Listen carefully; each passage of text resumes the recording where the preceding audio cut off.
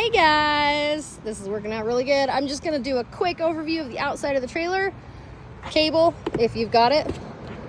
There's a little outlet right there. That is where you fill the fresh water tank, which we also do not recommend at this point drinking or cooking with that water.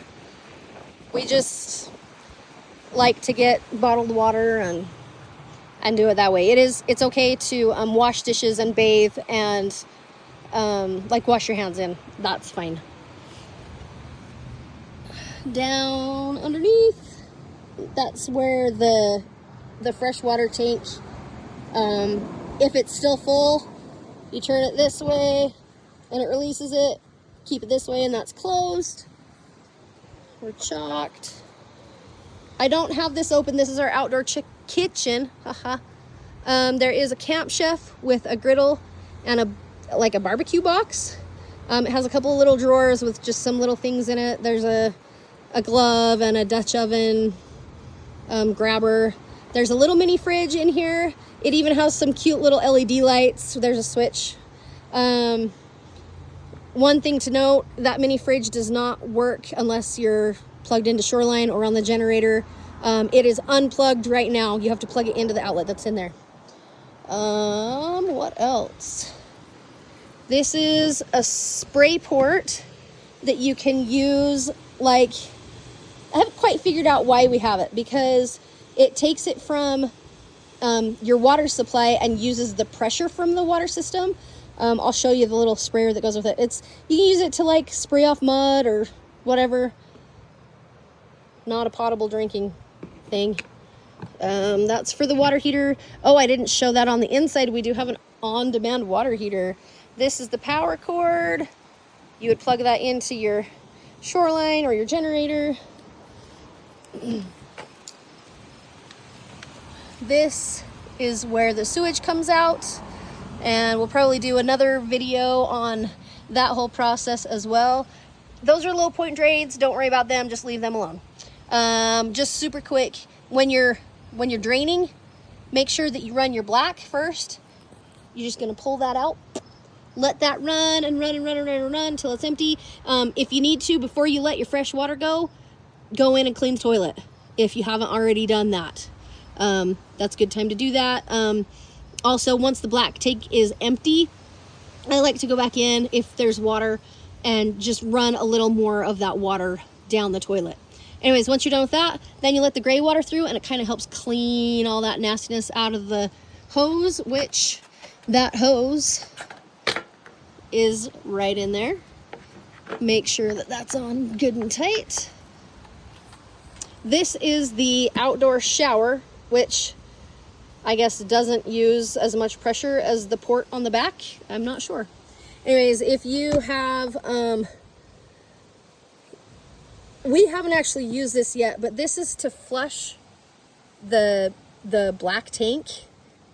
We haven't actually used this yet, so we might have to venture out and do a video on that and learn together. This is the city water connection. If you decide to hook up to that, make sure that you have a pressure gauge that kind of helps with that, so we don't blow any pipes out. There's another cable hookup. There's the slide. This is our utility cubby. This is where we have all the levelers. The other little thing for the sewage. We've got a little shovel. This bucket can be used for water, like to put your fires out. There's another little broom. There's a garbage can in there. We don't have any garbage bags that fit that right now, but there's some extra sewage stuff. And then this box is kind of just a random box of various different things. We got some gloves for sewage. The one thing I was going to show you in this box somewhere is that hose. This is the hose that goes on the back port that you can use to spray stuff off if you so desire to do that. This is our city water connection. Also in this box, hold on, let me pull it out. Okay, this trailer's new enough that we have not actually hooked up to the city water yet. Anyways, this is the pressure regulator. So the way that works is you'll thread this on to the trailer, and then you'll thread the hose, that white hose, into this, and that just helps to regulate the water pressure so you don't blow out any pipes. And that's sitting right there. And that's the outside of the trailer. These are our propane tanks, which I actually need to check.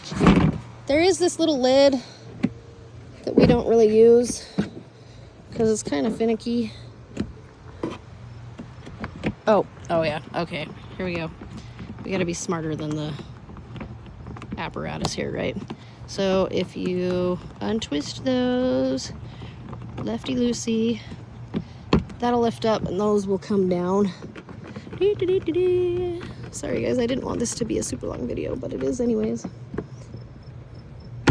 If we can get those off.